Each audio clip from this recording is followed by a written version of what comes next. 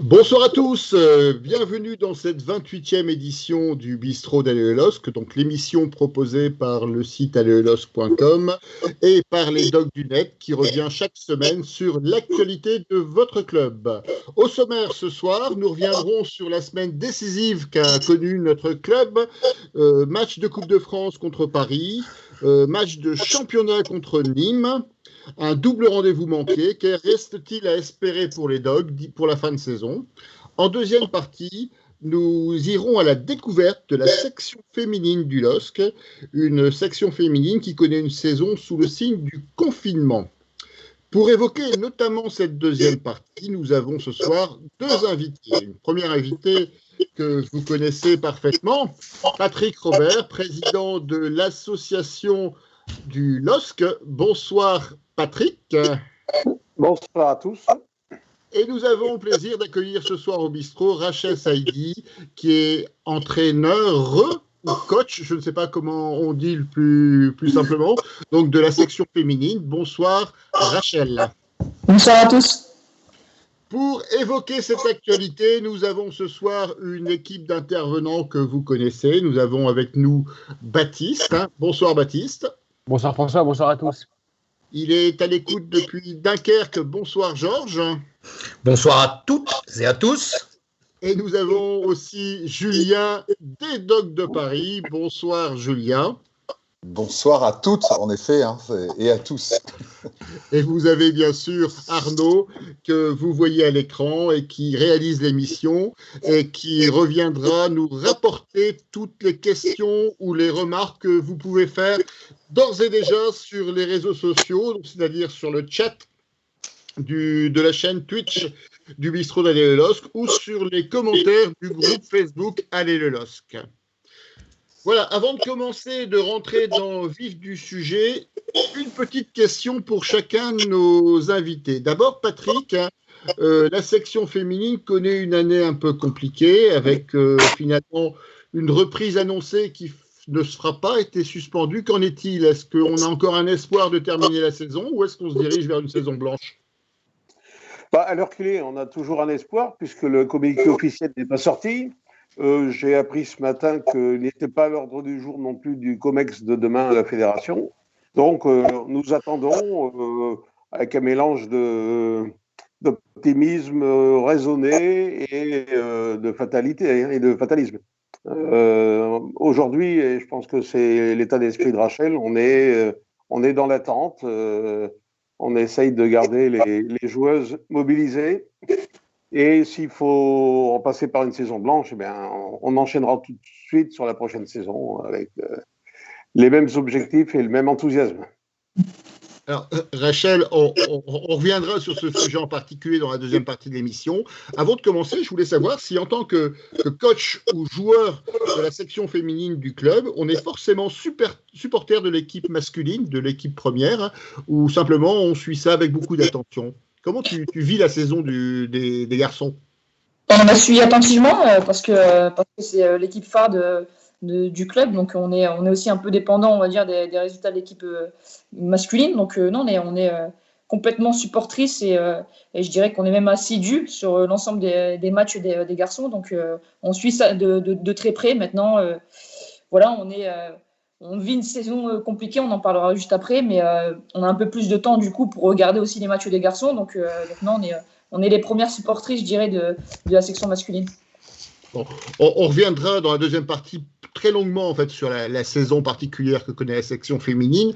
Je vous propose d'aller tout de suite dans l'actualité de la section masculine finalement et de revenir sur cette semaine qu'on attendait vraiment avec beaucoup d'impatience. La semaine dernière, l'équipe d'intervenants dont la plupart sont encore présents aujourd'hui était plutôt positif et attendait beaucoup de cette semaine qui finalement s'est relevée très décevante. Comment vous avez vécu ça? On va d'abord commencer peut-être par le match de Coupe de France contre Paris Saint-Germain. Qui veut commencer? Baptiste, peut-être, tu as quelques éléments à nous dire sur ce match contre Paris? Un match où finalement on n'a pas été, malgré le résultat, si décalé que ça par rapport au Paris Saint-Germain. Non, mais bien sûr, et puis de toute façon, le score de 3-0 est totalement sévère. Comment qualifier ce match, si ce n'est qu'il a été très pauvre à la limite du honteux presque pour les deux équipes. Match qui était attendu comme un choc et qui en était vraiment pas un, je pense. Et aucune des deux équipes fut à la hauteur, parce qu'on parle beaucoup de Lille par-ci, Lille par-là. Mais le PSG n'a pas réussi non plus à saisir cette opportunité et à maîtriser son match. Après, comme à son habitude, Paris s'en remet à ses stars et sa notoriété. Mbappé et sa notoriété pour l'arbitrage pour remporter ce match. C'est un score très sévère. Mais la stat quand même, c'est que le PSG n'a obtenu que 49% de possession de balles. Donc Lille en a 51, ce qui montre que les Parisiens, qui ont d'habitude beaucoup de possession, on sait que d'habitude ils adorent avoir le ballon, faire tourner derrière. Et là, avec 49% de ballon, ils n'ont pas pu le posséder et faire... ils n'ont pas pu dans tous les moyens lors des actions. C'est ce qui a pêché, je pense. Malheureusement, le PSG a réussi à saisir ses opportunités et à être très réaliste dans ce match. Julien, en tant que spécialiste du foot parisien, ou du moins dans la proximité, comment tu l'as vécu ce match, hein? Une déception, écoute, tu l'as vécu pleinement? Pour les Dogs de Paris, c'est une déception de ne pas être au stade. Hein. C'est ce que je vous disais la semaine dernière. Ça, c'est la première chose. Quand il y a un PSG Lille, c'est toujours compliqué. Cette semaine, on a vécu des vrais ascenseurs émotionnels, et même au sein des matchs, et même quelques secondes après le match, parce que finalement, évidemment, c'est décevant de perdre en coupe, mais sur la physionomie du match, moi, j'ai pas pu m'empêcher de penser à l'étape d'après. C'est-à-dire que j'ai pas pu m'empêcher d'essayer d'analyser ce match à travers le prisme de ce qui nous restait encore à jouer. C'est-à-dire, il y a encore un match de championnat contre Paris, de me dire, au vu de ce match de coupe, est-ce qu'on peut gagner contre Paris en championnat? Et la réponse, c'est clairement oui. Parce que, comme l'a dit Baptiste, vu la physionomie du match, à un moment, est-ce que Maignan et Diallo peuvent refaire la cagade qu'ils l'ont fait? Déjà, est-ce qu'ils l'avaient déjà fait dans la saison? La réponse, c'est non. Est-ce qu'ils peuvent le refaire? J'y crois pas. On ne peut pas faire une cagade pareille une deuxième fois. C'était pas arrivé. Et pour le coup, les mecs sont plutôt hyper rigoureux d'habitude. Donc déjà, fait de jeu 1. Deuxièmement, penalty d'Mbappé. Je pense qu'on est tous d'accord pour dire que Selic ne touche pas Mbappé, donc il n'y a pas péno. Et donc déjà, tu vois, tu es en train de te dire qu'à la mi-temps, on peut plutôt rentrer à 1-0 sur un fait de jeu. Bourra qui tape sur la barre, une frappe magnifique. Et qu'est-ce que c'est agréable de retrouver ce mec qui pue le foot, qui s'en fout un peu de la manière dont il balance son pied, mais en tout cas, dans le combat, on voit bien, le combat sur un terrain, c'est de marquer des buts, c'est son obsession. Et tout ça fait qu'en fin de match, alors le troisième but, pour moi, il est anecdotique, parce qu'on se découvre, donc forcément, on prend un troisième. Et finalement, quand tu analyses un peu en profondeur, le score ne dit pas du tout ce qui s'est passé sur le terrain. Il y a la question... En tout cas, ce soir-là, il n'y avait pas encore eu le match contre Nîmes. À la question, est-ce qu'on peut gagner ce match lors du la prochaine rencontre de championnat? Et je crois que ce sera le 3 avril. Moi, la réponse était clairement oui. Donc, évidemment, il y avait un peu de déception d'avoir perdu. Et en même temps, j'étais déjà dans la projection et je me disais, on peut les taper, les Parisiens, sur le premier match. Tu vois, c'est plutôt ça que j'ai vécu sur ce match.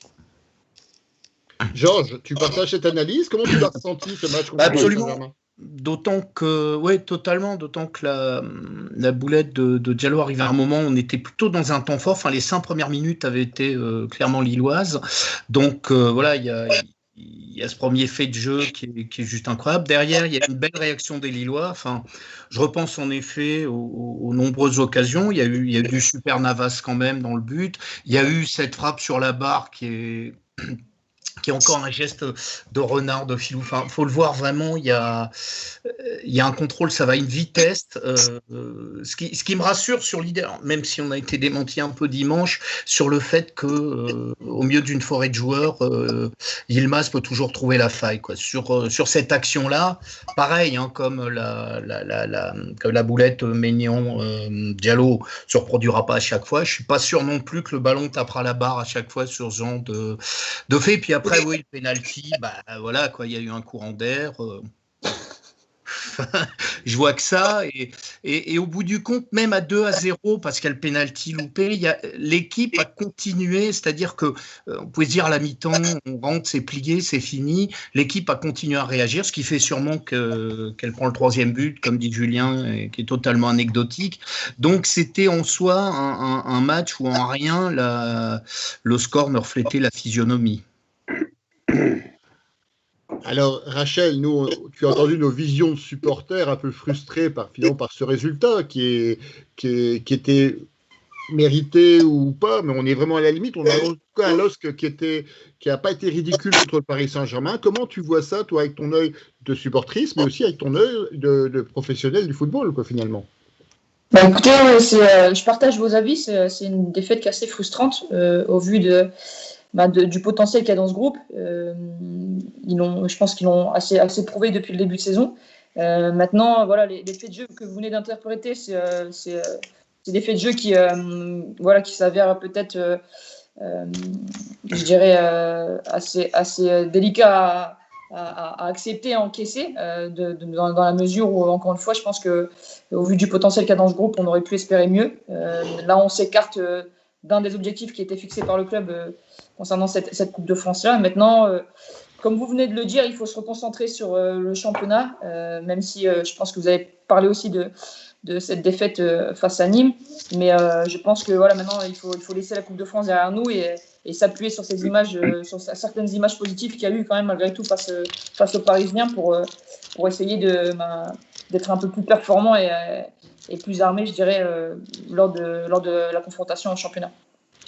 Patrick, toi qui as vécu quelques éliminations en Coupe de France, presque autant que de victoires, je serais tenté de dire. Mais en tout cas, comment tu l'as vécu, cette élimination? Tu la considères aussi frustrante? Qu'est-ce que tu en retiens? Frustrante, oui. Sur le déroulement du match, c'est forcé. C'est un match qui s'est joué sur quelques faits de jeu. Faut pas oublier non plus le penalty arrêté par Navas, qui aurait pu également changer la face des choses. Cela dit, j'ai regardé j'étais relativement détendu parce que c'est difficile de jouer sur tous les fronts cette année. On s'est rendu compte quelques jours plus tard. Je crois qu'il faut se concentrer sur le but essentiel. Vous savez, le plan sportif, c'est formidable. Pendant un moment, on a cru qu'on pouvait se diriger vers un nouveau doublé 10 ans plus tard. Ensuite, sur un nouveau titre, les deux sont difficiles, mais il y a des exigences dans le club qui font du championnat l'objectif numéro 1 à différents titres au niveau de la gestion du club, de sa reprise récente et de l'avenir économique du club, quoi. Alors, ce match contre Paris, je l'ai vécu d'une manière assez détendue en me disant, après, si on est éliminé, tant pis. Mais avec le recul, c'est vrai qu'on se dit, finalement, on aurait pu passer. Il ne faut pas oublier qu'on constate dans un match comme celui-là qu'il y a quand même deux Paris Saint-Germain. Il y a un Paris Saint-Germain sans Mbappé et un autre avec Mbappé. Ça aussi, il ne faut pas... Donc, dès l'instant où Paris aura des individualités de ce calibre-là, ça devient très difficile. Et surtout quand on leur donne des armes pour se faire battre. Arnaud, est-ce que tu veux rajouter quelque chose? Est-ce qu'il y a des réactions sur les réseaux sociaux? Oui, en fin de compte, ce qui est dit réellement, c'est qu'on n'a pas été réellement honteux sur ce match-là contre Paris. C'est que on pouvait revenir vraiment au score si on n'avait pas loupé ce penalty-là. Et je pense que ça aurait été totalement différent. Le match aurait été totalement différent si on avait marqué ce penalty-là. Après, c'est vrai que, comme dit Patrick, il y a un PSG avec Mbappé.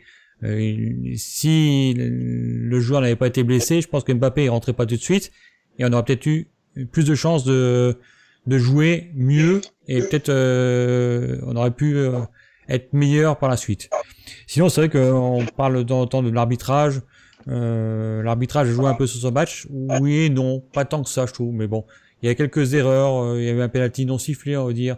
Mais est-ce qu'il était réellement penalty ou pas? Je sais pas non plus. C'est à voir. Mais allez, on tire un trait sur cette défaite et on continue sur le championnat. Alors, c'est souvent ce qu'on dit après une élimination de Coupe de France, c'est priorité finalement au championnat, on va se concentrer sur les objectifs du championnat, donc ça je l'entends bien. 4 jours après, nous recevons Nîmes avec une opportunité exceptionnelle de pouvoir écarter un concurrent dans la course au titre ou dans la course au podium. Et patatras, on se retrouve avec une défaite que personne n'attendait. Comment vous avez vécu cette défaite? Alors, je vais commencer encore par Baptiste. Comment tu l'as vécu cette défaite? Comment je l'ai vécu, c'est compliqué. On se disait avant le match qu'il fallait tout faire pour gagner ce match et se qualifier. Et maintenant, après cette élimination, on se disait c'est pas grave, on la joue pas. Donc c'est un peu compliqué. Maintenant, comment je l'ai vécu, je me dis que c'est peut-être un mal pour un bien au vu de ce qu'on a fait en championnat et au vu des points qu'il va falloir ramasser pour espérer un podium. Maintenant, ça aurait été une belle compétition. Maintenant, le score de 3-0 est quand même, comme je l'ai dit tout à l'heure, dur à encaisser. Maintenant, au vu des points qu'il faut prendre en championnat, je pense que l'élimination est plus que positive que négative. Tu vas parler du match de PSG, je te parlais du match Ouais, de il y en a Nîmes, qui étaient- Baptiste. On a dû avoir un Et encore décrochage à Paris, temporel. et à Nîmes.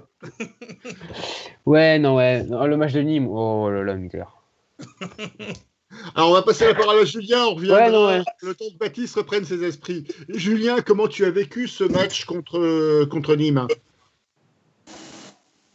Ah.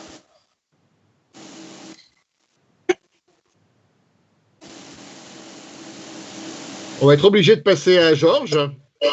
Pardon, excusez-moi. Alors, Voilà. on présentait la course au podium comme une course par élimination. En fait, l'intervention sur le match de Nîmes, c'est également une course à l'élimination. On élimine les intervenants au fur et à mesure.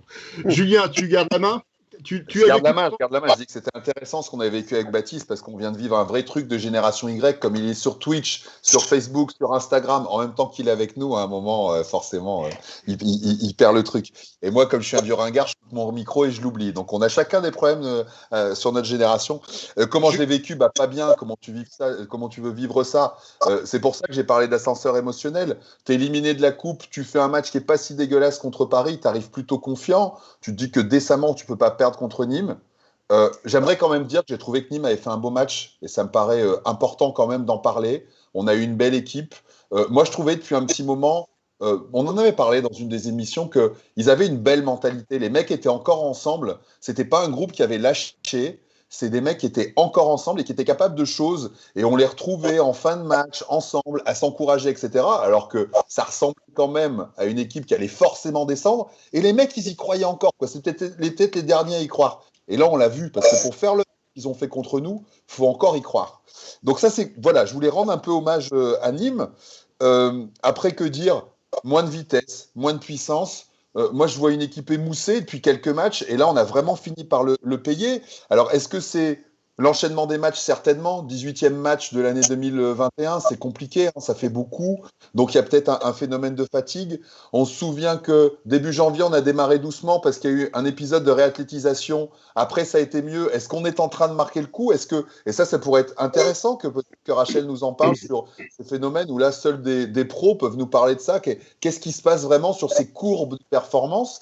Mais moi, j'ai surtout vu des mecs qui me paraissaient émoussés. Et en tout cas, là où on avait tendance à manger nos adversaires sur une domination physique, un bloc qui montait ensemble, une vitesse d'exécution sur les ailes, etc., qui était très forte, c'est absolument pas ce qu'on a vu contre Nîmes. Et pour la première fois, alors qu'on était toujours très confiants, je me suis dit, merde, et si on n'allait pas au bout? Et c'était un peu bizarre de penser ça, parce que ça fait un moment quand même qu'on se disait que c'était possible et que ça pouvait ressembler à 2011. Donc voilà un peu ce que j'ai ressenti sur ce match, sans rentrer dans des détails techniques, quoi. Alors, cette culture de l'instant qu'on a beaucoup vue sur les réseaux sociaux, où la plupart des supporters sont catastrophés par la situation, par le résultat du match, et nous voient maintenant échouer à la 4e place de façon sûre et certaine, je crois qu'il est à mettre un peu de côté, on y reviendra peut-être après, mais tu soulèves un point qui est intéressant, c'est la capacité physique du club. Alors, tu offrais la parole à Rachel sur ce sujet, toi qui coaches l'équipe féminine, et comment tu analyses cette baisse de régime? Est-ce que c'est du mental, c'est du physique? Comment tu le vois, toi? Je pense que ça peut être un peu des deux, dans la mesure où les gars enchaînent quand même pas mal de matchs sur des périodes assez courtes. Ils ont une charge de travail assez importante. Maintenant, il y a un secteur de performance au club qui permet aux joueurs d'être dans des meilleures conditions pour récupérer et d'optimiser cette récupération. Maintenant, je pense que psychologiquement, quand tout vous réussit, et qu'à un moment donné, vous chutez, notamment sur une compétition qui vous élimine directement et qui vous retire d'un objectif qui a été fixé au départ. Peut-être que certains ont du mal à digérer ça sur le plan mental, et que lorsqu'ils démarrent ce match face à Nîmes, ils ont encore la tête plongée dans cette défaite du PSG, même si en tant que sportif de haut niveau, on vous demande de switcher rapidement et de passer à autre chose et de se reconcentrer sur les nouveaux objectifs, notamment sur le championnat, pour être assez armé et lucide sur l'enjeu de ce match-là. Il y a certains joueurs qui ont du mal, qui mettent un peu plus de temps à le digérer. Et du coup, peut-être que dans l'approche, on s'est heurté face à un groupe qui n'était pas au même niveau sur le plan psychologique. Après, il peut y avoir plusieurs scénarios possibles, mais vous l'avez souligné, il y a eu quand même malgré tout une bonne équipe de Nîmes qui n'a pas du tout été ridicule et qui a posé plus de problèmes qu'on aurait pu le croire. Maintenant, je pense que voilà, ça arrive souvent lorsque des grosses équipes se font éliminer de la Ligue des Champions ou autre, que le match d'après, peu importe le concurrent, ils se retrouvent face à des difficultés à devoir gérer qu'ils n'avaient pas forcément anticipé. Et je pense que c'est plus lié sur le plan mental. Nous, on l'a vécu avec les féminines à degré moindre, hein, certes, mais on a vécu un scénario un peu différent. Après, ça a été on joue mieux. contre Montpellier la dernière journée. On perd 3-2 à Montpellier, ce qui signifie qu'on descend en D2. Et 3 jours plus tard, vous jouez une finale de Coupe de France à Châteauroux face à Lyon, la meilleure équipe européenne. Donc, il faut réussir à switcher et à sortir de cette grosse frustration et de déception de descendre en D2.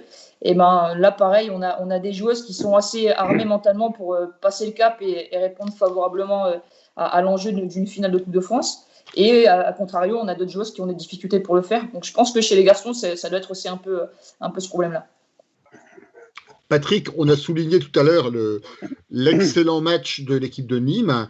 Une équipe de Nîmes qui est coachée par quelqu'un qu'on connaît très bien et que tu connais très bien certainement, Pascal Planck, et qui semble-t-il fait du très bon travail là-bas. Comment tu analyses ce jeune Nîmois Est-ce que Pascal Planck, finalement, qui connaît très bien la maison, n'a pas eu beaucoup plus de facilité qu'un entraîneur adverse de déceler nos failles? Oh, il connaît la maison et ça fait un certain temps qu'il en est parti. Maintenant, il faut remarquer que Nîmes a toujours joué le jeu. On n'a pas assisté à un siège du but nîmois, hein, puisque si on regarde bien, avec le recul, le gardien de Nîmes a passé une soirée relativement, je ne vais pas dire tranquille, il était attentif, mais bon, il n'y a pas eu de bombardement. Et en fait, cette réaction positive d'équipe de Nîmes depuis quelques semaines, ça ressemble tout à fait à Pascal, que je connais bien, effectivement, et qui a pas son pareil pour motiver ses joueurs, pour les garder en état de marche, je veux dire, maximum, hein, et en leur inculquant le fait que tant que la saison n'est pas finie, il y a quelque chose à jouer, parce que ces gens-là, en plus, je pense que la pression dimanche était surtout de notre côté, et je me demande si c'est pas une des clés du problème, c'est que pendant toute la semaine, quel a été le sujet de discussion des Lillois, et peut-être des supporters, de l'environnement du club, c'était le résultat du match OL-PSG. Qu'est-ce qui vaut mieux? Est-ce que c'est mieux que Paris gagne? Est-ce que c'est mieux que Lyon gagne? Est-ce qu'il ne faudrait pas mieux un match nul? Et on en a oublié qu'il fallait faire d'abord de notre côté le boulot, et qui n'a pas été fait. Alors, est-ce que les joueurs n'ont pas en partie joué un petit peu le match dans leur tête avant d'entrer sur le terrain? C'est aussi une possibilité. Maintenant, ça n'enlève pas quelques défauts, une espèce de baisse de régime qu'on sent venir depuis quelques semaines. Il ne faut pas oublier qu'on a battu Reims dans les arrêts de jeu, qu'on a battu Marseille dans les arrêts de jeu, qu'on a été chercher des points vraiment à l'arrache, loin de l'espèce de domination qu'on donnait à l'automne dernier, par exemple. Donc, voilà, c'est un petit peu une équipe qui s'émousse et qui doit trouver son deuxième rythme, son deuxième souffle maintenant. Alors Georges, tu as vu ce match contre Nîmes, ton impression de cette défaite? Alors, ça a été un dimanche fabuleux, quoi. D'abord, j'ai eu l'impression qu'il faisait la rediff d'un match avec Bielsa. Et puis voilà, quoi, ça a été... je me souviens, il y a un moment terrible, je crois que c'est au milieu de la deuxième mi-temps, on voit toute l'équipe arrêtée, je crois que c'est Diallo qui a le ballon, qui trouve personne, il n'y a aucune solution, c'est figé, mais vraiment figé. Et voilà, donc c'était un peu à l'image de ce match où ils n'ont jamais trouvé les clés. C'est vrai que Nîmes a bien joué. Enfin, Nîmes a fait le match comme il fallait, c'est-à-dire que ça n'a pas été le bus, ça a été un jeu de contre, un jeu de profondeur, un jeu rapide. Et globalement, on a eu le monopole du ballon, ça a fonctionné stérilement, alors que à chaque fois que ça sortait, c'était dangereux, j'ai envie de dire. Donc, voilà, ça a été un match éprouvant. J'ai éteint la télé, j'ai regardé le bistrot d'aller le LOSC pour me remonter le moral. Je suis tombé sur le passage où Julien nous expliquait ce que serait l'effectif de la saison prochaine. Donc là, je me suis dit, moi, c'est une solution. L'adagio d'Albinoli. Je vais ouvrir le four, je vais tout lâcher. Je me suis rendu compte que j'avais un four électrique. C'était un dimanche de merde. Alors, Baptiste, on revient sur ton avis sur ce match. Alors, ne nous parle pas de Lille-Amsterdam, hein. Parle-nous bien de Lille-Nîmes qui s'est déroulé dimanche dernier. Comment as-tu vécu ce match décevant pour nous, supporters lillois? Du coup, comment je l'ai vécu ce match donc, contre Nîmes? Pour moi, c'était un très mauvais match. Il n'y avait aucune volonté d'aller de l'avant. Il y a eu très peu de percussions. Il n'y a eu pas énormément d'actions. Il y a eu des joueurs d'ailleurs qui sont à la limite du flop. Et comme l'a dit Georges, c'est une très mauvaise opération puisque Paris gagne et prend la première place. Maintenant, faudra voir par rapport au titre. Maintenant, personnellement, moi, j'y crois encore. Il y aura encore beaucoup de matchs. Il y aura un PSG Lille, il y aura un Lyon-Monaco, il y a Lens aussi qui peut faire l'arbitre et je pense vraiment que Lens peut aller poser des problèmes à Paris, à Lyon, à Monaco et bien sûr aussi à nous, bien sûr, mais on sait qu'on va les battre, il n'y a pas de problème, donc on peut encore croire à cette place de leader, mais faudrait voir. Et j'aimerais juste rajouter une dernière chose, c'est juste à tout le monde qui critique tous les choix de Galtier, par exemple sur ce match. Franchement, je trouve ça un peu honteux. Alors certes, on peut avoir son avis, etc. Mais de là à dire oui, Galtier limite d'émission, je trouve ça clairement honteux parce que si les gens en discutent, je pense que s'ils étaient à la hauteur de Christophe Galtier, ils ne seraient pas là à en discuter sur les réseaux sociaux. Nous avons déjà beaucoup parlé de cette culture de l'instant sur les réseaux sociaux et notre avis n'est pas prêt de changer après le résultat du match contre Nîmes. Arnaud, est-ce que tu as quelque chose à rajouter? Est-ce que justement les réseaux sociaux sont véhéments ou ont beaucoup de questions sur ce sujet? Alors, en fin de compte, il y a Crico qui dit qu'ils ont oublié de mettre le but de travail. Ça, c'est vrai que c'est ce qui a été dit, hein. Je pense que Patrick l'a bien dit. Tout le monde pensait au résultat du PSG contre Lyon, mais ils n'ont pas pensé au match de Nîmes et je pense que c'était un gros problème. Et après, il y a, comment on appelle ça, il y a Losk Boy qui est sur Twitch qui dit, question pour Rachel et Patrick, les sélections ne jouent-elles pas dans la tête? En fin de compte, c'est pour savoir, est-ce que le fait que les sélections arrivaient, est-ce que les joueurs n'ont pas pensé à eux, à leur sélection, à ne pas se blesser, à ne pas trop se fatiguer pour ensuite aller jouer en sélection? C'est pour Rachel, ça surtout, non? Ouais, peut-être aussi, ouais.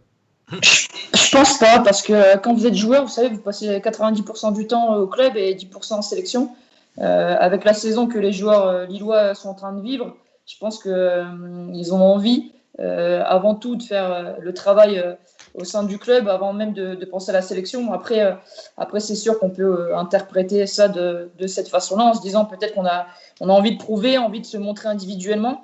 Mais même si je suis loin de ce groupe, pour avoir quand même quelques retours sur l'ambiance de ce groupe, on a l'impression quand même qu'il vit très bien et qu'il y a une réelle volonté de travailler ensemble, de travailler dans la même direction. Donc je pense pas qu'ils avaient la tête déjà à la sélection, mais qui sont plutôt dans cette volonté de remplir les objectifs au niveau de leur club. Arnaud, y a-t-il d'autres réactions sur les réseaux sociaux? Non, je vois pas trop, non, c'est bon. Je voulais juste me permettre sur la sélection pour rebondir sur ce que disait Rachel. Je pense autant que, si c'est pour aller jouer une phase finale de Coupe du Monde, peut-être que dans ces cas-là, les mecs auraient tendance à mettre un petit peu la pédale douce. Mais là, pour aller jouer des matchs de qualification au Kazakhstan ou je ne sais où, je suis pas sûr que les mecs vont. Surtout que l'échéance du championnat me paraît quand même une priorité, quoi. J'ai du mal à imaginer, en tout cas sur une sélection au niveau de match aussi anodin, quoi. Bon, en tout cas, on verra assez rapidement après le retour des internationaux comment finalement le club a digéré cette semaine difficile, parce que ça démarre très fort avec un premier match contre le Paris Saint-Germain au Parc des Princes. Et finalement, on le dit aussi depuis plusieurs semaines, hein, le titre ou le podium se jouera dans les confrontations directes. Pas uniquement, il faudra aussi rencontrer les plus mal classés, mais on s'aperçoit sur les dernières semaines que même les plus gros, même Paris, Lyon, ont perdu des points importants, ont perdu des matchs contre des équipes plus mal classées, et que finalement Lille ne fait pas figure d'exception avec le résultat de Nîmes, et qu'au final, finalement, on est toujours au même niveau que le Paris Saint-Germain en nombre de points, on est toujours devant Lyon et devant Monaco, et il faudra, quoi qu'il arrive, que les 2 suivants viennent nous chercher sur les 8 derniers matchs. Je vous propose de passer à la deuxième partie de l'émission.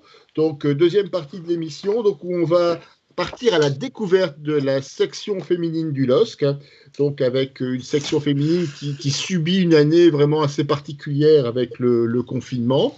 Donc, nous sommes toujours en compagnie donc, des intervenants, donc Baptiste, Julien, Georges et Arnaud, et nous avons comme invité donc Patrick Robert, président de LOSC Association, et Rachel Saïdi, coach de la section féminine. Alors, pour aborder ce sujet sur la section féminine, la première question qu'on va poser à la fois à Rachel et à Patrick, mais Patrick, tu nous excuseras de laisser Rachel répondre en premier. C'est aujourd'hui la journée des femmes sur le bistrot d'Alain Losc, donc priorité à Rachel. On sait que le club, en fait, connaît cette année une saison un peu particulière. Comment on motive des joueuses alors qu'on a finalement une reprise du championnat qui est annoncée comme une programmation du match du PSG Lille en Coupe de France à la télévision? Ça démarre, ça redémarre plus, ça s'arrête, ça continue, c'est suspendu. Ça doit être très compliqué à gérer, surtout que vous n'avez pas joué, si je ne dis pas de bêtises, depuis le mois d'octobre. Oui, exactement. Ça fait, on devait jouer notre derby face à Lens le 1er novembre et en fait, la FFF a suspendu la compétition, enfin le championnat. Bon, on essaye d'être créatif pendant cette période, on essaye d'innover, on essaye d'apporter un peu de nouveauté pour garder les joueuses concernées. Et en fait, je ne vous cache pas qu'on a eu une première partie donc, du 1er novembre jusqu'à fin février où on a réussi à mettre en place un peu de nouveauté dans les contenus de séance d'entraînement. On a apporté aussi un challenge des joueuses les plus influentes à l'entraînement pour amener vraiment cette compétition qui nous manquait le week-end. On a amené de la nouveauté dans les retours vidéo. Enfin bref, on a essayé d'innover. On avait un groupe entièrement concerné et encore investi et encore impliqué jusqu'au moment où la FFF nous annonce que la reprise du 18 avril est une nouvelle fois suspendue. Où là, ça a été le deuxième coup d'arrêt et ça a été mentalement très dur à encaisser parce qu'il faut le rappeler que ça fait plus d'1 an qu'on vit ça. On avait arrêté aussi le championnat la saison passée au mois de mars. On était dans une dynamique positive puisqu'on était invaincus depuis le mois de décembre. On arrivait à rattraper un peu notre retard sur Saint-Etienne et Le Havre à cette époque-là. Et la FFF avait arrêté aussi le championnat, avait annoncé par contre l'arrêt officiel de la compétition, donc ça avait été plus facile à gérer, je dirais, dans la mesure où on s'est projeté sur l'année suivante, enfin sur la saison suivante. Mais là, cette année, voilà, c'est l'ascenseur émotionnel, ça devient un peu lassant. Ça devient un peu lassant de ne pas être considéré, de ne pas être écouté et de nous reprocher des choses que la FFF instaure dans sa réglementation féminine. On y reviendra certainement, mais on nous reproche de ne pas avoir assez de joueurs sous contrat fédéral, sous contrat fédéraux, et donc du coup de ne pas être assez professionnel au sein de la D2. Mais il faut savoir quand même que dans le championnat de D2, on avait une restriction jusqu'au mois de juin de 5 contrats fédéraux maximum par équipe, qui est montée à 12 à la fin du mercato. Quand tous les clubs avaient fini de recruter, la FFF avait basculé ça à 12, mais on nous reproche quelque chose qu'on nous a imposé. Donc c'est un peu contradictoire et ça devient un peu lassant. Maintenant, je me mets à la place des joueuses. Quand on est sportif de niveau, qu'on s'entraîne 5 à 6 fois par semaine, qu'on est à 1000 km de sa famille et qu'on est tous les jours en train de travailler et en train d'essayer de performer, de progresser dans notre métier et qu'on n'est pas considéré comme c'est le cas, ça devient très très lourd mentalement pour les joueuses. Du coup, quand on a appris pour la deuxième fois que le championnat était suspendu, on a décidé de laisser les joueuses sur un week-end prolongé. Donc, on les a laissé 5 jours rentrer à la maison pour digérer ça avec les proches parce que ça devenait vraiment assez pesant, quoi. Patrick, voilà. Patrick, tu avais l'air de dire tout à l'heure que on ne savait pas trop si ça allait reprendre, que la question n'était même pas inscrite à l'ordre du jour de la Fédération française de football. Comment c'est possible Rachel disait à l'instant qu'il y avait des arguments sur le nombre de contrats, mais pourquoi il n'y a pas de décision finalement, qu'elle soit positive ou négative? C'est ça qu'on a du mal à comprendre. Oui, de toute façon, maintenant, la décision ne va plus tarder. Si ce n'est pas le COMEX de demain, ce sera le suivant. Parce que, de toute façon, on avait acté une reprise au 18 avril. On peut même la repousser au 25 avril, je pense. Il nous reste suffisamment de dates jusque fin juin pour finir les matchs allés, plus en ce qui nous concerne un match de retard. Mais il faudra bien que la décision soit prise avant la fin mars. De toute façon, on peut pas dire le 15 avril, vous reprenez dans 3 jours. Bon, il y a quand même une période. Alors, Rachel faisait allusion à cette histoire de contrat. C'est vrai que ça prend la tête parce que on nous dit vous n'avez pas assez de joueurs sous contrat. Or, si on fait le compte des contrats fédéraux et des autres contrats qu'on a, je vais donner l'exemple du LOSC, on a 14 joueuses sous contrat sur un groupe de 20-23. Bon, on a donc une majorité de joueuses sous contrat. On constate que les rugby women jouent. Je ne sais pas combien il y a de joueuses sous contrat chez nos équipes nordistes qui jouent au rugby. Les handballeuses jouent, les basketteuses jouent, les volleyeuses jouent, tout le monde joue. Même notre D1 féminine qui joue, on sait pourquoi, parce qu'en fait, il y a des matchs de l'équipe de France, il y a un contrat avec le sponsor Arkema et il y a un contrat de diffuseur avec Canal+. On a l'impression que la D2 n'existe pas, quoi. Disons, moi j'ai déjà eu, pour l'anecdote, affaire à Noël Le Graët dans son bureau. Je me rappelle quand j'avais soulevé le problème du fossé qui se creuse entre la D1 et les D2, il m'avait dit, mais de quoi vous vous plaignez? On a une belle équipe de France et Lyon est championne d'Europe.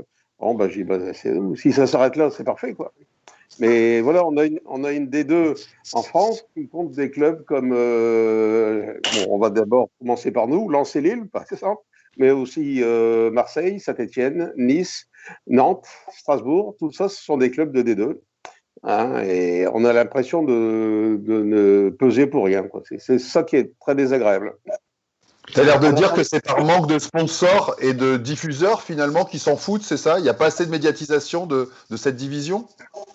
C'est-à-dire que c'est un problème de réforme globale. Depuis un petit 2 ans maintenant, il y a une association qui a été créée par la volonté de Laurent Nicolin, président de Montpellier. Ça s'appelle la FPF, l'association du football professionnel féminin. Donc ça veut bien dire, il y a le mot professionnel. Et aujourd'hui, ce qu'on constate, c'est qu'il y a encore un manque de professionnalisme, notamment en D2. Même en D1, bon, j'ai rien contre les clubs amateurs. En D1, on trouve Lyon, Paris, Bordeaux, Montpellier, par exemple, mais on trouve aussi ici les Moulineaux, Soyaux, Fleury. En D2, je vous ai cité les grosses écuries de D2, mais on a aussi Yzeure, Vandenheim, etc., etc. Bon, regardez un petit peu les championnats étrangers. Je dirais, par exemple, l'Angleterre. Enfin, l'Angleterre, on a l'habitude d'être très loin derrière eux. Bon, la D1 anglaise, c'est le reflet de la première ligue, quoi. Hein, il n'y a pas de Soyaux anglais, il n'y a pas de ici les Moulineaux anglais, ça n'existe pas. C'est Arsenal, Chelsea, les deux Manchester, etc. Donc voilà, il nous reste beaucoup de chemin à faire. Tant qu'on n'aura pas réalisé la réforme qui consiste à faire des 2 premières divisions féminines des divisions intégralement professionnelles et que les clubs amateurs trouvent leur place en national, comme c'est le cas chez les garçons, ce jour-là, on aura fait un grand pas, mais on en est encore assez loin. On y travaille. Mais c'est dur ce que tu dis, parce que ici, Soyaux, ils ont gagné leur place sur le terrain, donc ils méritent d'être là où ils sont. À une certaine époque. Il faut savoir ce qu'on veut. Hein. Maintenant, est-ce que, je vais dire, c'est difficile de faire des comparaisons, mais il faut d'ailleurs, ça va passer par la création d'un label club qui est en cours d'élaboration au niveau de la fédération, qui va progressivement favoriser les clubs qui ont des structures et infrastructures suffisantes pour atteindre les critères demandés. Mais ce sont des manœuvres déguisées pour dire les amateurs, il faut qu'ils jouent à leur niveau. Alors c'est vrai que Soyaux, je vais prendre l'exemple de Soyaux, mais Soyaux, c'est un exemple du football féminin qui consiste à dire avec un petit peu de sous, une équipe de filles, on peut les emmener en première division. C'était valable. Hein. On va prendre l'exemple de Bouzbek dans le Nord. Bouzbek est un mécène qui met de l'argent. Elles sont en R1 aux portes de la D2, pratiquement. Hein. Mais ça veut dire qu'il y a un problème de structure du championnat féminin. C'est pas normal. C'est sympathique quand on regarde de l'extérieur, on dit c'est magnifique, une petite ville comme Soyo, on sait même pas où c'est, mais ils sont en D1 féminine. Bon, mais quelque part, c'est inquiétant, quoi. C'est pas comme ça qu'on va progresser qu'on va rattraper notre retard sur les championnats étrangers. Mais là où il est contradictoire, Noël Le Gret, c'est que il fait jouer la Coupe de France, qui est des clubs amateurs, mais il refuse de faire jouer la D2 féminine. C'est incompréhensible. C'est ça que je comprends pas, parce que on regarde dans tous les autres pays, là, je regardais un peu sur les différents sites internet, les D2 les divisions féminines jouent en Europe. Et pourquoi pas en France?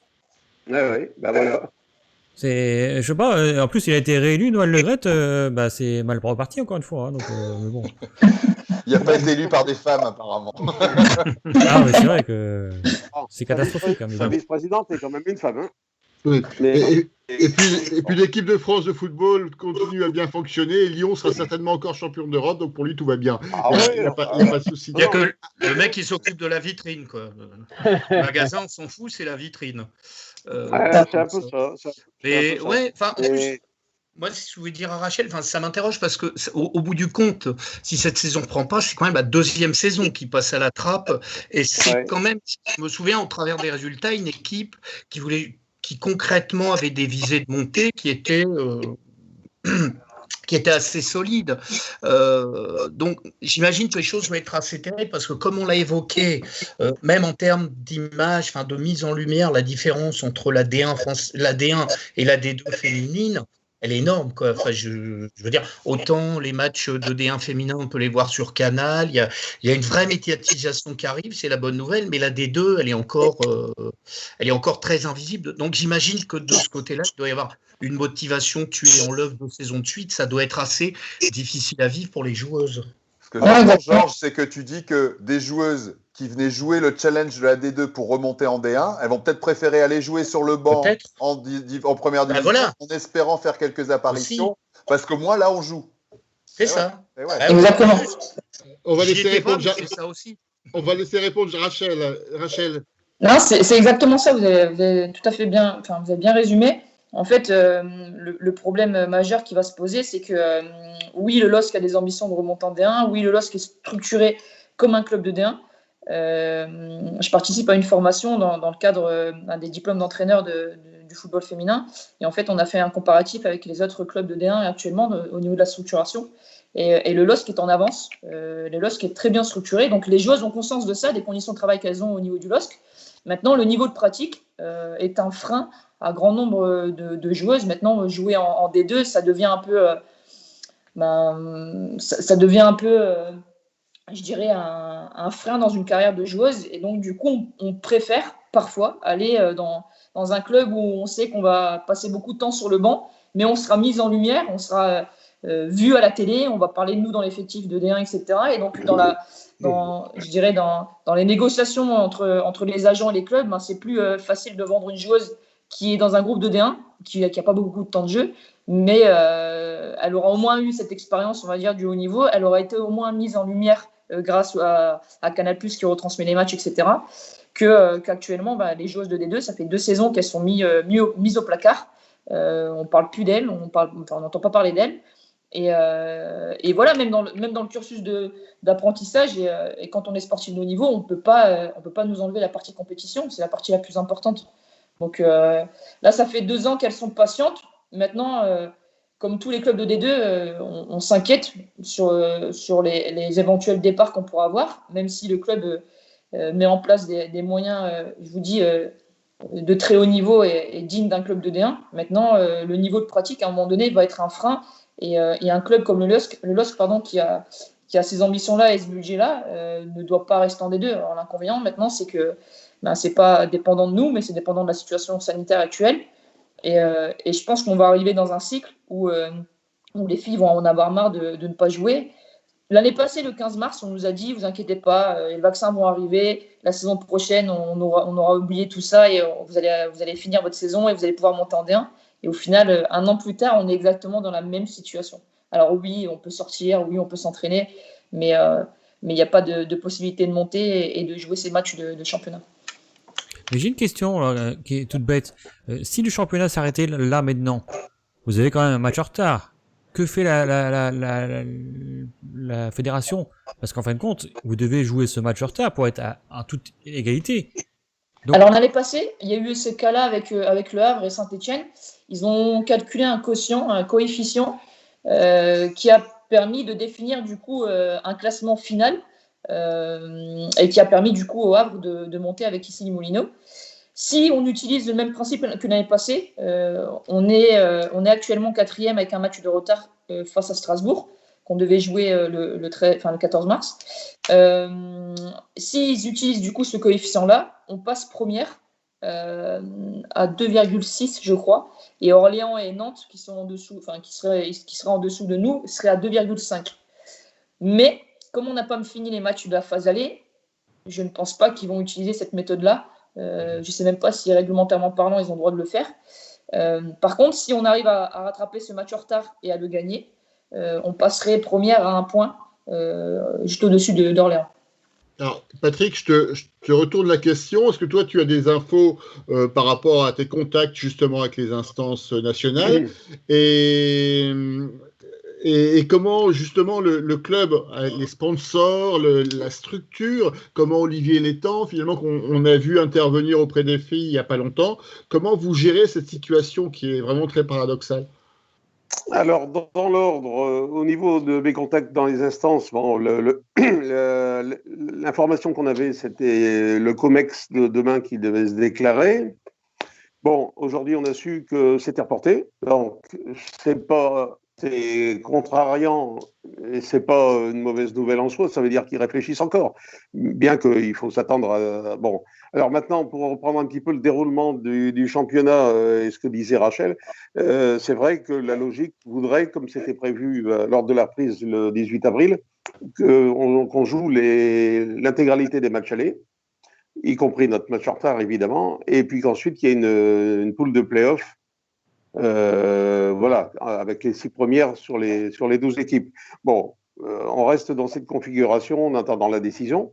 Alors, pour revenir à ta question interne, alors effectivement, ça pose des problèmes auprès des partenaires privés, qui sont les mêmes problèmes que pour les pros, hein, c'est-à-dire que, voilà, les petits avantages qu'on était en mesure de leur fournir, ils ne peuvent pas en profiter puisqu'il n'y a pas de match et que les matchs seraient de toute façon à huis clos. Donc ça, c'est un problème, bien que économiquement, c'est moins lourd que chez les professionnels, forcément, puisque il y a beaucoup de partenaires qui viennent par sympathie autour du football féminin et qui seront là dès la reprise, fidèles et toujours aussi motivés.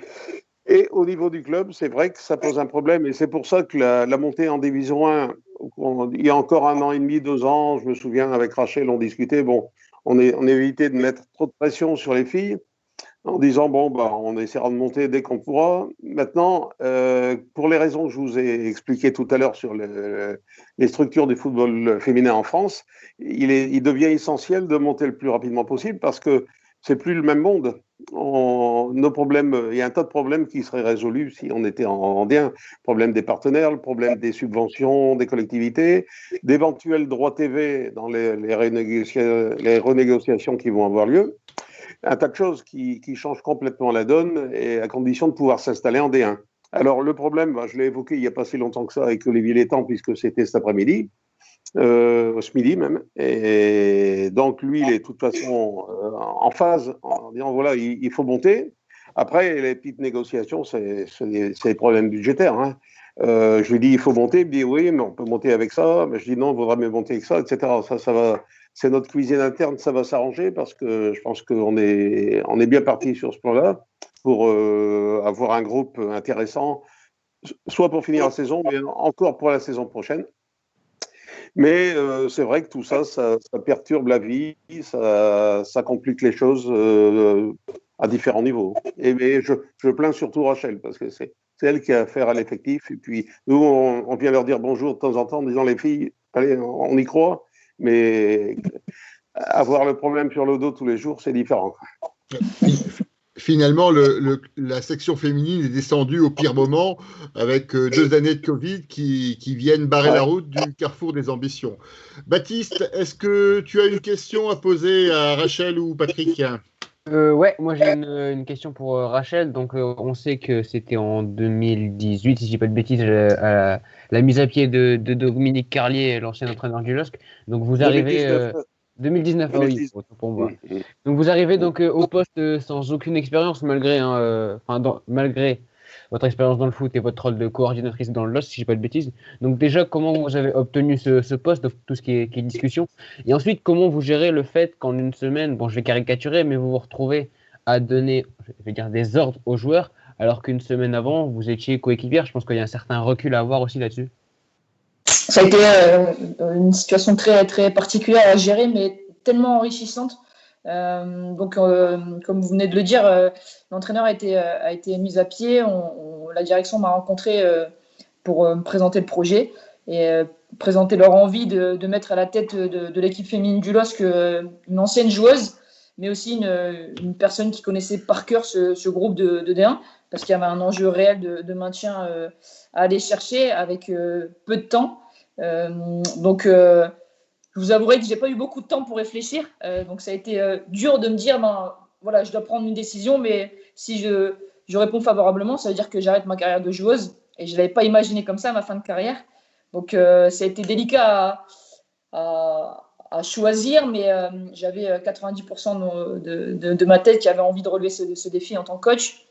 Mais l'avantage dans cette situation-là, dans cette situation particulière, c'est qu'en fait, le groupe, je le connaissais par cœur.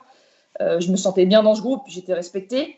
Il y avait un respect mutuel, je dirais, envers l'ensemble des joueuses. Et ça a été aussi une demande des joueuses. Donc, c'était aussi plus facile, je dirais, d'appréhender ce groupe. Étant donné que j'étais déjà aussi coordinatrice et j'intervenais sur les équipes jeunes du club, les filles me voyaient régulièrement aussi en tant qu'éducatrice à côté, quoi. Mais voilà, donc j'ai accepté de relever ce défi et en fait, on a présenté les choses et on a instauré une autre méthodologie d'entraînement qu'on avait instaurée déjà au niveau des catégories jeunes pour amener un peu de nouveauté et permettre à l'ensemble du groupe de se reconcentrer sur ce qui était demandé. Et on a essayé d'atteindre cet objectif-là. En fait, le premier match donc j'ai repris l'équipe avec Christophe Douchet, qui était déjà adjoint à l'époque. Donc c'est une situation assez particulière parce qu'il me coachait en tant qu'adjoint. Moi, j'étais joueuse. Et je passe à un autre statut, on va dire, où je deviens entraîneur principal et lui reste adjoint. Mais j'ai eu un staff rempli d'hommes, très, très humains, très... je dirais, sur le plan affectif, ils ont été énormes parce qu'ils m'ont mis dans un confort total et il y a vraiment eu une transparence et une complémentarité qui nous a permis en fait de repousser l'échéance du maintien jusqu'à la dernière journée. Ça a été vraiment très fort et en fait, cette force qu'il y avait dans le staff, elle se retransmettait sur l'ensemble du groupe. Et en fait, on a pas mal de photos, d'images de joie sur la Coupe de France, sur le championnat, qui montrent que voilà, on formait vraiment un groupe uni et le LOSC avait besoin de ça, je dirais, pour espérer jusqu'à la dernière journée se maintenir. Donc ça a été enrichissant, même si malheureusement on n'a pas réussi à maintenir le club en D1. Il aurait fallu peut-être 1 ou 2 journées supplémentaires. Parce qu'en fait, on perd que contre les 3 qui étaient Lyon. On perd 1-0 chez elle avec 3 face-à-face, chose qui m'était jamais arrivée en tant que joueuse, moi, avec tous les clubs que j'ai connus. On perd Bordeaux 3-2 chez elle à l'extérieur et on perd Montpellier 3-2 aussi, pareil chez elle à l'extérieur, alors que c'était des équipes du top 3 et c'est des équipes en général contre qui il n'y a aucun espoir, je dirais. Mais à contrario, on a réussi à faire un parcours intéressant en Coupe de France et on a réussi à permettre au LOSC d'avoir une expérience de finale de Coupe de France. C'est pas aussi donné à tout le monde. Je l'avais jamais vécu en tant que joueuse. Je l'ai vécu pour la première fois de ma vie en tant qu'entraîneur. Donc voilà, non, c'est une expérience que je regrette pas du tout. Même si je vous disais tout à l'heure que j'avais réfléchi à une autre fin de carrière de joueuse que ça. Maintenant, je suis reconnaissante de la part de la direction qui m'avait nommé à ce poste-là. Mais dans notre descente, on a perdu beaucoup de joueuses. On a perdu 15 joueuses. Ce que je vous disais tout à l'heure, le niveau de pratique est important chez les féminines. Et il a fallu reconstituer et refonder un groupe pour être compétitif et avoir de nouveaux objectifs avec le LOSC. Donc ça a été un très gros travail à faire. Et voilà, maintenant j'avance. Je continue à essayer de progresser et de m'améliorer dans ma façon de coacher. Mais voilà un peu le parcours. Julien, en tant que représentant des Dogs de Paris, je sais que tu fais partie d'une section qui suivait ou qui suit encore avec beaucoup d'attention la section féminine, notamment parce qu'à l'époque de la D1, elle évoluait souvent à l'extérieur, en région parisienne. Est-ce que tu as quelque chose à ajouter ce soir ? Des questions, j'en ai 12, donc là on en aurait pour 3 heures. Mais non, d'abord dire qu'en effet, pour nous les Dogs de Paris, c'est important parce que je pense qu'il y a quelque chose d'assez fondamental chez les Dogs de Paris, mais qui est partagé avec les gens du bistrot, c'est qu'on est nostalgique du football d'avant. Et le football d'avant, il est incarné par les féminines aujourd'hui. C'est-à-dire que cette proximité qui nous manque tant avec les joueurs, on la retrouve chez les féminines. Et moi, j'étais du match, Rachel, le 30 septembre 2018, au camp des loges, quand vous faites match nul contre Paris. Et c'était génial, parce que c'est quand même un exploit d'aller faire match nul à Paris. Et là, c'est pas le Covid, c'est vraiment l'extérieur. Hein. Il y a le Cup, parce qu'à Paris aussi, il y a les nostalgiques de ce qu'était le PSG avant. Et vous avez 300 mecs qui chantent tout le match, avec les fumigènes, les drapeaux, etc. Et je peux vous dire que c'est vraiment l'extérieur. Et ce match nul, il était génial, on s'est régalé. Les Dogs de Paris étaient là. Et moi, j'étais là avec mon petit garçon de 9 ans. Et franchement, mon gamin, il s'est plus amusé que quand on va au stade à Pierre-Mauroy, quoi. Et ça, c'est extraordinaire. Et cette proximité-là avec les joueuses qui étaient radieuses d'avoir arraché ce match nul, parce que vraiment, en plus, on marque tôt, il a fallu conserver le score et tout, c'était génial. Et là, j'en arrive à ma question, parce que j'ai quand même une petite question. Je suis hyper content, moi, que Rachel, elle soit l'entraîneur de cette équipe, parce que Rachel, elle est du Nord déjà, elle est de Dunkerque. Donc ça, c'est forcément pour nous supporters, c'est important. Et pour l'avoir vu jouer, je sais pas qui est leur technicienne, mais sur le terrain, elle lâche rien, quoi. C'est un chien. Et ça, c'est des qualités qu'on adore. Donc je trouve que vraiment, c'est la femme pour ces raisons-là, la femme de la situation. Et donc ma question, c'est quelle importance, toi, t'accordes encore, parce que tu es dans le monde professionnel, au recrutement de joueuses du cru, justement, parce qu'il y a pas mal de Belges, et on voit bien qu'avec les filières Eden Hazard, Gianni Brugno, etc., ça a vachement bien marché, Divock Origi, ça a vachement bien marché pour les garçons. On voit qu'on a été champion avec une grosse base de nordistes, et nous, on le pleure souvent, tu vois, Cabaye, Debuchy, Eden, qui est plus lillois que belge, quasiment. Ça, c'est les gars, là, c'était la colonne vertébrale de ce groupe qui a eu le titre en 2011. Est-ce que ça a de l'importance pour toi ? Est-ce que c'est une orientation que tu mènes avec Patrick quand vous pensez au recrutement ? Oui, bien sûr. On l'inclut dès le plus jeune âge, en fait. On essaye un maximum, même si on a des réglementations, encore une fois, spécifiques à la pratique féminine, avec Caroline Avila, qui est responsable du foot à effectif réduit. On essaye de recruter en priorité dans la métropole lilloise, voire dans la région des Hauts-de-France, mais surtout de permettre en fait, à ces gamines-là d'avoir des conditions de travail pour évoluer dans notre philosophie et d'alimenter l'équipe première sur les années à venir. C'est vraiment la philosophie du club de former un maximum de joueuses. Depuis la descente, on a intégré 10 joueuses formées chez nous. Donc ça, c'est aussi l'une des forces du club, c'est qu'il y a vraiment des moyens qui sont mis pour les catégories jeunes féminines, parce qu'il y a besoin d'avoir une identité qui est rattachée à nos valeurs, à notre région et aux valeurs propres de l'ensemble du club. Hein. Mais tu l'as bien résumé, il y avait beaucoup de nordistes lorsque les garçons ont été champions. j'espère que nous, on aura cette opportunité-là aussi. Mais en tout cas, la philosophie du club, c'est de former un maximum de joueuses pour alimenter son équipe première. Et on est complètement dedans, là. Actuellement, on est complètement dedans. Et la Belgique en fait partie, parce qu'il y avait des internationales belges dans l'équipe, etc. On est aussi dans cette logique de proximité avec la Belgique ? Oui, il y en a 2. Maintenant, on essaie d'ouvrir un peu plus notre réseau, parce qu'on pareil, on a encore des choses à faire évoluer au niveau de la section féminine. On essaye d'ouvrir un peu plus de rapports avec la Belgique. On a un peu plus de contacts que les années précédentes. Maintenant, je pense qu'il y a encore un gros travail de recrutement et de supervision à faire là-bas. Mais c'est un axe d'amélioration chez nous. Mais on a déjà 2 Belges qui sont en plus des fidèles au club, qui sont Maud Couturel et Silke de Meunière, qui sont très satisfaites et qui véhiculent du coup une image très positive du club en Belgique. Donc ça fera partie de nos forces aussi.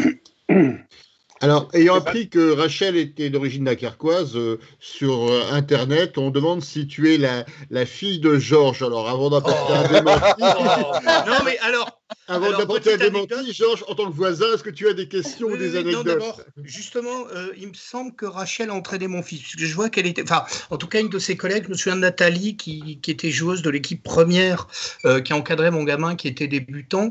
Et je voudrais revenir, moi, justement, sur la période Gravelines. Ça m'intéresse beaucoup. Parce que je vois que Rachel, tu as joué à l'époque ce qu'on a envie d'appeler l'âge d'or de S. Gravelines. Et moi, ça me réinterpelle parce que je suis grand ami d'une personne qui dirigeait, je pense, l'équipe B, Kenny Gerlus, que tu connais peut-être. Ouais. Et à l'époque, c'était la croix et la bannière dans le club parce que faut savoir qu'à Gravelines, il y avait les féminines qui étaient aux portes de l'élite. Et il y avait l'équipe première garçon qui était, en gros, le président de l'époque s'entêtait à essayer d'avoir les retraités de l'épopée de Calais, quoi. C'était et en fait, moi j'ai souvenir des peu de moyens qui étaient donnés à l'équipe féminine, qui pourtant réussissait des trucs incroyables. Et ça m'a beaucoup interpellé parce que je pense même que pour la ville de Gravelines, ça aurait pu être une opportunité pas possible d'avoir une équipe en élite alors qu'on misait tout justement là encore sur la vitrine. Hein. On avait tous les retraités de Calais, puis après tous les retraités de Boulogne, mais je pense que tout était axé. Donc moi, ce que j'aimerais savoir finalement, c'est ce qui a été à l'époque finalement une forme de mépris pour le foot féminin, je pense. Est-ce qu'aujourd'hui, il y a eu, parce que ça date il y a 10 ans, est-ce que tu as vu des choses changer à ce niveau-là, notamment changeant de structure et de club ? Oui, bien sûr, notamment au niveau des conditions de travail. Donc j'ai joué 6 ans à Gravelines. Ça fait partie des belles années, même si on n'a pas eu toutes les conditions nécessaires pour évoluer. Et je vous rejoins totalement sur la qualité et le potentiel qu'il y avait dans ce groupe. Sur ces générations à Gravelines, il y a Nathalie Géros, qui est maintenant directrice du pôle espoir de Liévin, qui a fait toutes les équipes de France Jeunes. Il y avait Claire Labaugier, qui est actuellement à Bordeaux, qui était aussi internationale A récemment. Il y a eu Justine Rougemont, qui est titulaire indiscutable à Metz, qui est passée par les équipes de France Jeunes.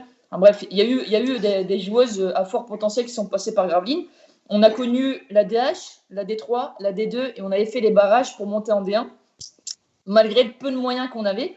C'est pour vous dire qu'il y avait vraiment un potentiel important. Et malheureusement, on n'avait pas autant de reconnaissance qu'on aurait dû et pu avoir pour permettre à la ville de Gravelines d'être mise en lumière aussi. Maintenant, pour avoir vécu dans d'autres clubs amateurs comme Arras et Hénin-Beaumont, je suis resté 7 ans à Hénin-Beaumont. À cette époque-là, je peux vous dire que les conditions d'entraînement étaient difficiles pour les féminines. On avait toujours le dernier créneau à 19h30, voire 20h. Vous finissez la séance, il est 21h30, 22h. Vous rentrez chez vous, il est 22h30, voire 23h. Vous avez des rythmes de vie assez soutenus et assez importants. Et financièrement, c'est pas là où vous en tirez profit. Et puis c'est très près de Lens en plus, donc c'est désagréable. c'est vrai.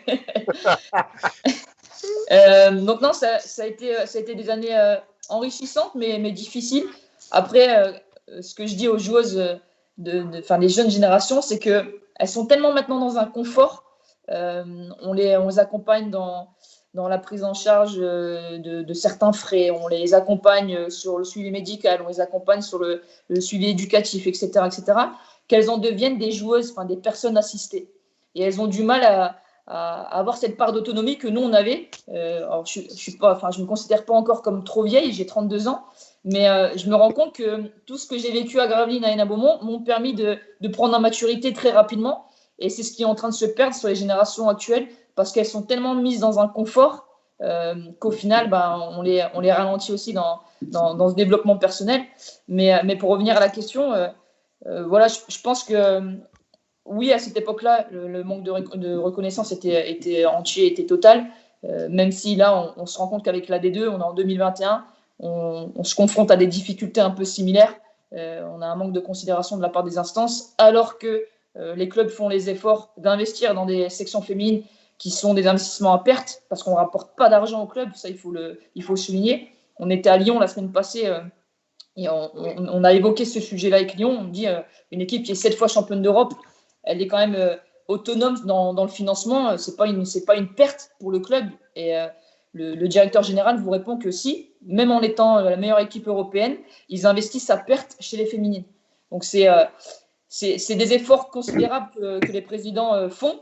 Et tout ça est ralenti, je dirais, par la reconnaissance et par le respect qu'ont les instances envers cette pratique-là au niveau de la D2.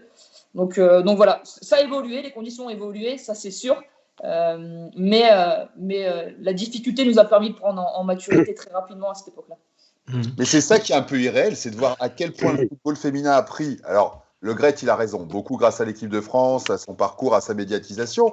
Mais parce qu'il y a eu cette équipe de France, c'est bien pour ça qu'aujourd'hui, on va voir les clubs aussi de plus en plus. Parce qu'on a pris goût au foot féminin et il casse la dynamique. Parce que comme je te disais tout à l'heure, mon gamin, il a adoré ce match contre le PSG. Le fait en plus avoir accès au camp des loges, etc. Enfin, tout ce qu'il y a autour, c'était juste extraordinaire.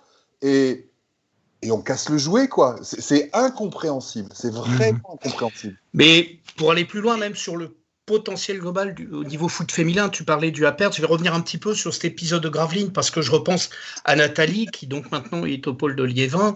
En termes de formation, elle a abattu un boulot absolument fabuleux. Et je parle bien chez les masculins comme chez les féminins, puisque elle avait en charge les débutants.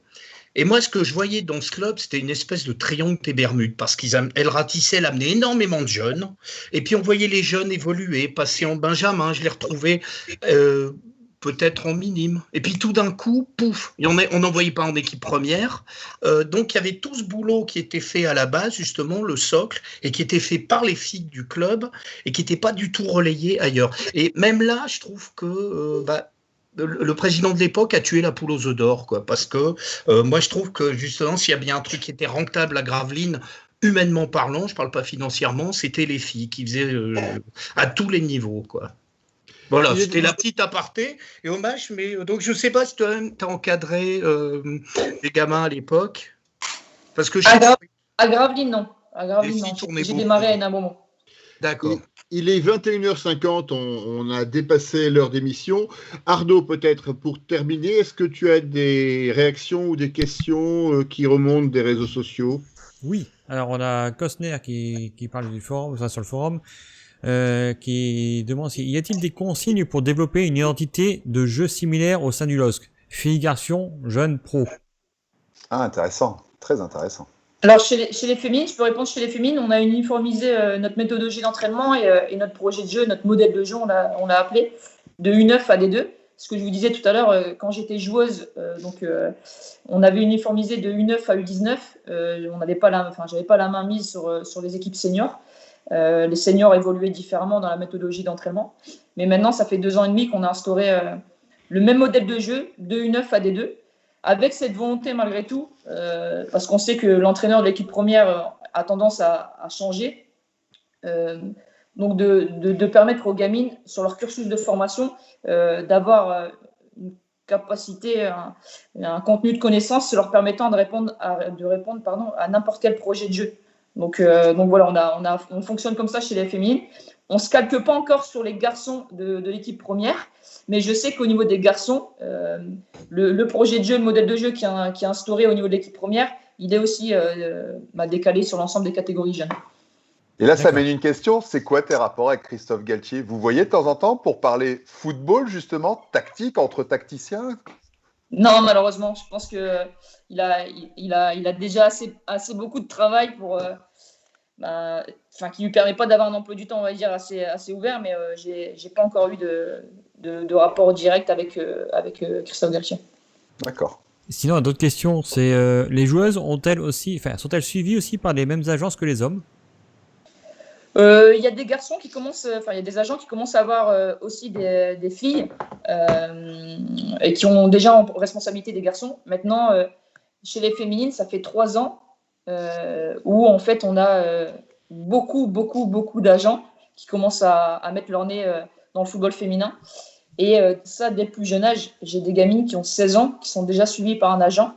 Moi, en tant que joueuse, donc j'ai arrêté il y a 2 ans, j'ai jamais eu d'agent. Et là, ça fait 3 ans où je vous dis, ça commence à vraiment se développer.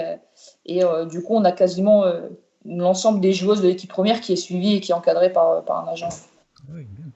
Agent ou agent d'image ou agent et agent d'image, parce qu'on sait que, alors moi j'ai fait un peu ce métier, c'est un sujet que je connais, mais que le côté glamour justement chez les filles qu'on va venir chercher pour faire de la publicité, etc.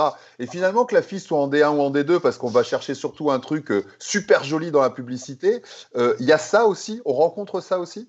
Oui, mais en D1, au niveau des équipes, des joueuses qui sont dans les équipes du top 4, du top 5, voire en équipe de France. On a de plus en plus de joueuses.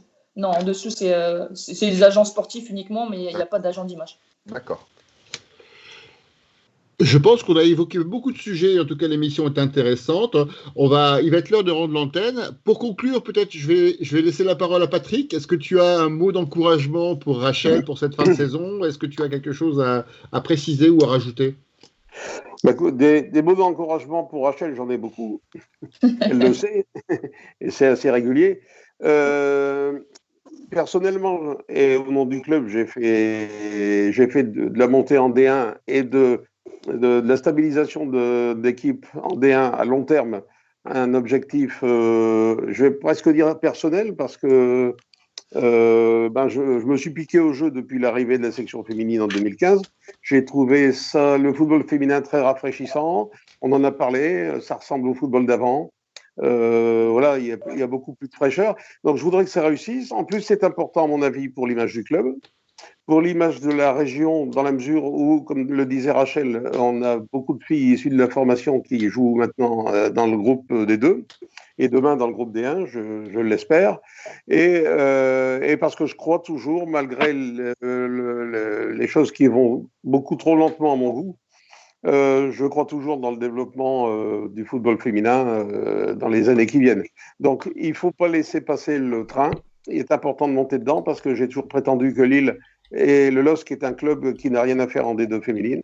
Ce n'est pas de la prétention, c'est une question d'image et de vécu. On a un club très bien structuré, on a des infrastructures, on a des collaborateurs compétents chez les filles, chez les garçons. Les filles doivent rejoindre les garçons en D1.